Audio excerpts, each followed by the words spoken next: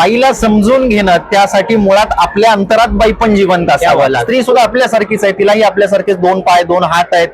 आणि शेवटी काही जरी केलं तर आपण एक फार या निसर्गाच्या दृष्टिकोनातून किंवा निसर्गाच्या सृष्टीतले फार तुच्छ घटक आहोत. मग तो मित्रांनो नमस्कार, मी निखिल सुक्रे, वी मराठीमध्ये तुमचं स्वागत आहे.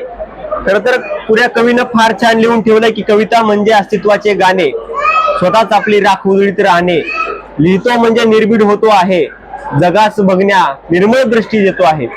हे कवी खर तर मला अमृताच्या धारेसारखे वाटतात, कारण जगाला आरसा दाखवण्याचं काम खर तर कवी करत असतात.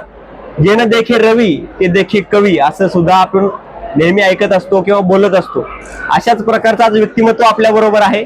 रोहित देशमुख सर आपल्या बरोबर आहेत, ज्यांचं नुकतंच कोलाहलाचा कोलाज नावाचं पुस्तक प्रकाशित झालेलं आहे आणि त्याला प्रतिसाद सुद्धा वाचकांचा चांगला मिळताना पाहायला मिळते. सर, काय या निमित्ताने भावना आहे? आज तुमचं पुस्तक प्रकाशित झालेलं आहे, लोक वाचतायत, प्रतिसाद चांगला मिळतोय, काय भावना आहे? अतिशय आनंद आहे या गोष्टीचा. गेली 7 वर्ष या पुस्तकावरती मी प्रचंड काम केलंय. मुळात बायकांचं विश्व समजून घेणं एका पुरुषासाठी फार अवघड असतं आणि त्या दृष्टिकोनातून मला तुम्हाला सांगताना आनंद होतोय की 7 वर्षात मी बायकांचा सगळा भवताल जाणून घेण्याचा प्रयत्न केला आणि त्या भवतालातून माझी कविता उमटलेली आहे. एका पुरुषाला बाई समजणं किंवा एका पुरुषात ही एक बाई लपलेली असते, हे पुरुषाला ज्यावेळी त्यात खोल गेल्यानंतर समजायला लागतं, त्यावेळी ही कविता जन्माला आली आहे, असं मी तुम्हाला नक्कीच सांगेन. क्या बात आहे. पण पुस्तकाचं नाव बघत असताना तुम्ही कोलाहलाचा कोलाज असं नाव दिलेलं, हे नाव द्यावं असं का वाटलं नेमकं? आता बरीच नावं देतात आपण, लिंबू कैरी अशा प्रकारची आपण बरीच नावं ऐकतो, पण हे कोलाहलाचा कोलाजच का? याच्या पाठीमागचं कारण असं आहे, आम्ही या पुस्तकासाठी 168 नावं शोधली होती. अरे बापरे, 168. आणि आमचे जे प्रकाशक आहेत आदरणीय विष्णू जोशी सर, त्यांनी मला सांगितलं अजून काहीतरी शोधत राहा. मी ज्ञानेश्वरी, भगवद्गीता, तुकाराम गाथा यातून प्रत्येकातून काहीतरी वेगळं शोधण्याचा प्रयत्न केला. पण एकदा अचानक रात्री साधारण 1-1:30च्या आसपास मला जाणवलं की हा आतला आणि बाहेरचा आवाज आहे आणि त्याचं हे चित्र आहे. मग याचं नाव कोलाहलाचा कोलाज का असू नये, म्हणून मी हे नाव विष्णू जोशी सरांसमोर ठेवलं आणि सरांचा मला होकार आला की यस, हे आपल्या कविता संग्रहाचं नाव आहे. क्या बात. या पुस्तकाला मल्लिका मर्शिक यांची प्रस्तावना पाहायला मिळते आणि आज जर बघितलं पुस्तक उघडून, आपण एक पुरुष आहात आणि सगळं स्त्रीचं जगणं, स्त्रीचं दुखणं तुम्ही याच्यामधून मांडलंय. असं काय वाटलं की स्त्रीबद्दल एवढं लिहावं किंवा हे असं लिहिलं पाहिजे असं? अगदी बरोबर. आता तुम्ही एकदम छान प्रश्न विचारलाय. मुळात हा प्रश्न मला अनेक लोक विचारतात की एक पुरुष असून तू बायकांविषयी कविता का लिहितो. याच्या पाठीमागचं कारण असं, मला स्त्री पुरुष यातला संघर्षापेक्षा किंवा वर्णभेदाच्या संघर्षापेक्षा किंवा जातीपातीच्या संघर्षापेक्षा नेहमी मला जास्त आवडतं ते म्हणजे समानता आवडते.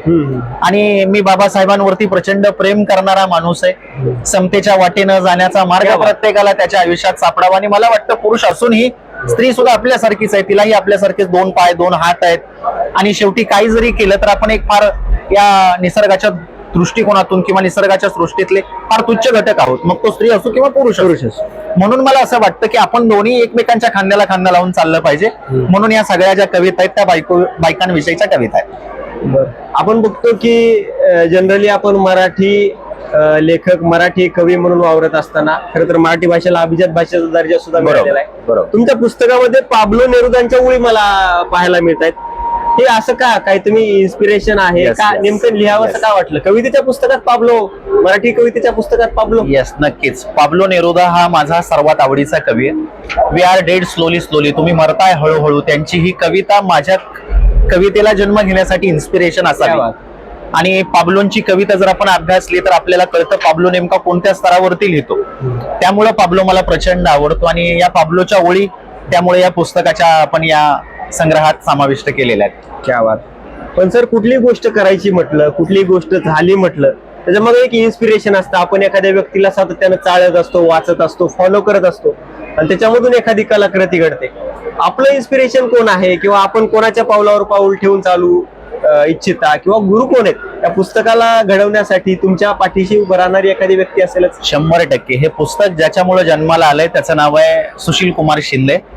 सुशील कुमार शिंदे म्हणजे 2018चा युवा साहित्य अकादमी पुरस्कार शहर आत्महत्या करायचं म्हणताय हा ज्याला मिळाला, त्या सुशील दादानं हे सगळं पुस्तक केलंय.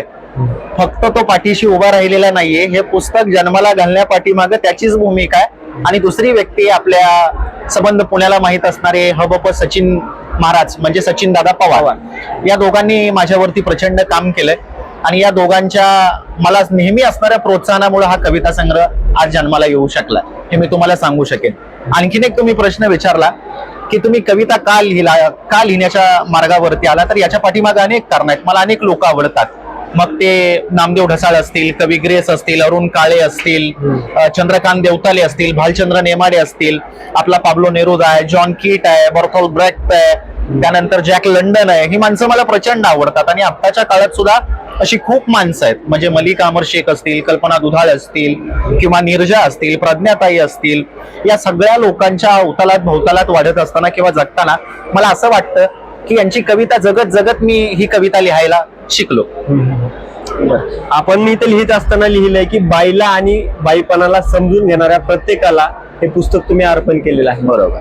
असे लिहू शकला असतात की पुरुषाला समजून घेणारा किंवा बाईला समजून घेणाऱ्या प्रत्येक पुरुषाला, पण बाईला आणि बाईपणाला समजून घेणाऱ्या व्यक्तीस नेमकं एवढं समर्पण का लिहिलेलं किंवा का लिहावंच वाटलं? याच्या पाठीमागचं कारण असं आहे, मुळात बाई आणि बाईपण ह्या दोन्ही फार वेगवेगळ्या गोष्टी आहेत आणि बाईला समजून घेणं त्यासाठी मुळात आपल्या अंतरात बाईपण जिवंत असावं लागतं आणि ते तो माणूस असण्याचा सर्जन विशाल ज्यावेळी विचार आपल्या डोक्यात असतो किंवा अंतरंगात असतो त्यावेळी आपण बाईचं बाईपण ही समजून घेतो आणि बाई ही समजून घेतो. अशी कवचित माणसं आहेत जी बायकांना समजून घेतात आणि त्यामुळे ही अर्पण पत्रिका आपण तशी लिहिली आहे, बाईला आणि बाईपणाला समजून घेणाऱ्या प्रत्येक पुरुषास, असं त्या अर्पण पत्रिकेच्या पाठीमागचं कारण आहे.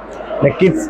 आपण या मुलाखतीत जितकी तुम्ही मुलाखत बघितली तेवढ्यात तुम्ही बघितलं असेल की या पुस्तकामध्ये नेमकं काय काय आहे, परंतु तुम्हाला जर याचा सखोल काय आहे आढावा जर घ्यायचा असाल तर तुम्हाला हे पुस्तक खरेदी करावं लागेल. खरं तर काव्याग्रह प्रकाशनानं हे नवीन प्रकाशित केलेलं पुस्तक आहे. या पुस्तकाचं नाव कोलाहलाचा कोलाज. लेखक कवी रोहित देशमुख आहेत आणि यांचं हे पुस्तक सध्या पुणे पुस्तक महोत्सवामध्ये सुद्धा आपल्याला विक्रीसाठी उपलब्ध आहे. तुम्हाला अधिक माहिती हवी असेल तर सरांचा कॉन्टॅक्ट सुद्धा तुम्हाला स्क्रीनवरती शो होत असेल, त्याच्यावरती सुद्धा तुम्ही फोन करून सरांकडून डायरेक्टली साईन कॉपी घेऊ शकता. सर धन्यवाद आमच्यासोबत बोलल्याबद्दल आणि तुमचे सुद्धा खूप खूप आभार. तुम्ही हा व्हिडिओ ही मुलाखत शेवटपर्यंत बघितली त्याबद्दल मनपूर्वक आभार. भेटूया नवीन मुलाखतीमध्ये, तोपर्यंत पाहत राहा बी मराठी. धन्यवाद. थँक्यू.